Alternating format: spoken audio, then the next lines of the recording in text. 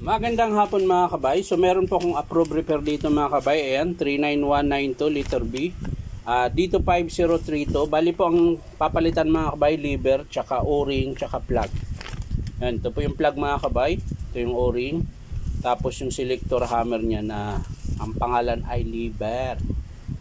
Lever A. Pero dito is eager switch. Ayan nakalagay. So yan mga kabay, so sasamahan nyo po ako, kakabit po natin. So tara. So yan mga kabay, kinabit ko na po yung plug. Ayan, hindi ko na po pinakita, madali lang naman po magkabit ng plug.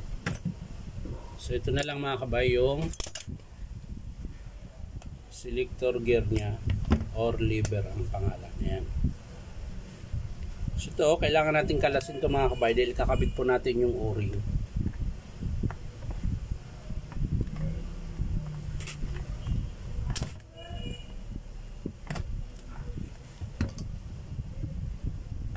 So yan mga kabay, ano? Bagong-bago pa yung grasa. So dito po yan mga kabay yung o-ring. Ayan. So sisikwatin lang natin ito mga kabay, ganyan. Pag ganyan. Ayan. Tapos papalit natin yung bago na o-ring.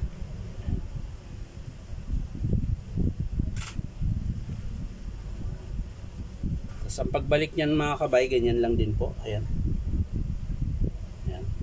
Dito na lang tayo kukuha ng grasa. Ayan. Madami naman po siyang grasa. Yun. So ayan mga kabayo. Tapos babalik na po natin. Ayan.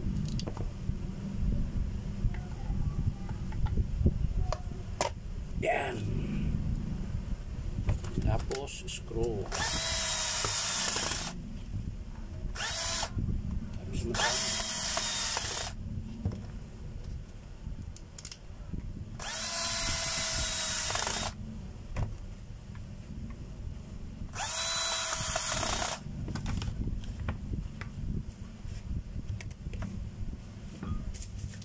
Tapos yung lever mga kabay, kakabit natin.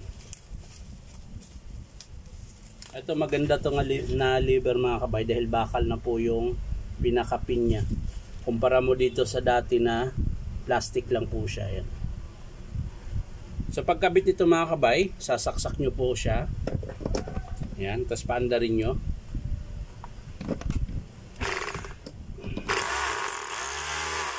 Tapos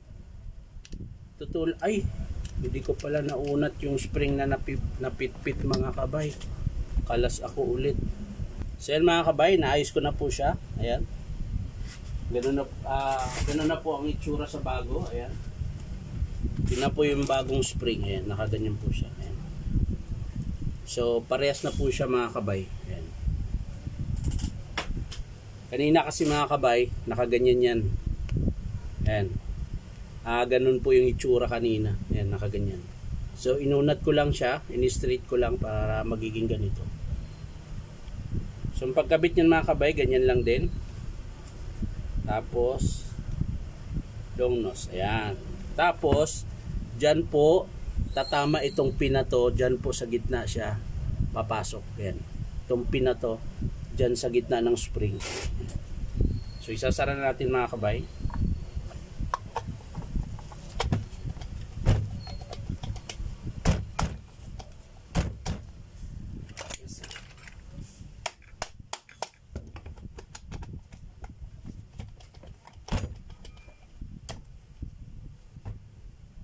So yan mga kabay, okay na po. So ayan, para po sumintro yung spring na yan, papaandarin natin mga kabay. Tapos tutulak nyo papunta rito. Yun. Tingnan nyo po mga kabay, nasa gitna na po siya. So ilalagay na natin yung lever or selector. Ayan. Ganyan lang po ang paglagay nyo mga kabay. Sisintro nyo lang po dun sa spring. Yan, pag pumasok na po, iikutin nyo paharap. Yan. So yan, okay na yun mga kabay. Meron na rin yung hammer mga kabayan. reverse, forward pala. So okay na mga kabay, maraming salamat sa panunood at syempre pa-like and share na rin po.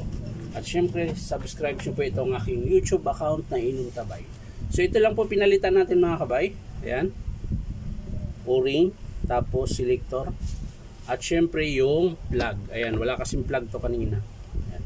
So yan lang mga kabay, maraming salamat sa panunood at pa-like and share na rin po. Bye-bye!